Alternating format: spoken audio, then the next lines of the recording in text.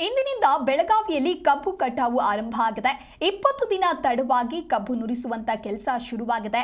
ದರ ನಿಗದಿಗಾಗಿ ರೈತರು ನಿರಂತರವಾಗಿ ಪ್ರತಿಭಟನೆಯನ್ನ ನಡೆಸ್ತಾ ಇರೋದ್ರಿಂದಾಗಿ ಇದರಲ್ಲಿ ವಿಳಂಬ ಆಗಿತ್ತು.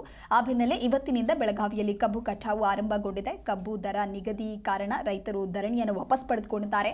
ಇವತ್ತಿನಿಂದ ಸಕ್ಕರೆ ಕಾರ್ಖಾನೆಗಳು ಕೂಡ ಒಂದು ಕಡೆ ಆರಂಭವಾಗಿದೆ. ರಾತ್ರಿಯಿಂದಲೇ ಕಬ್ಬು ಕಟಾವನ್ನ ರೈತರು ಆರಂಭವನ್ನ ಮಾಡಿದ್ದಾರೆ.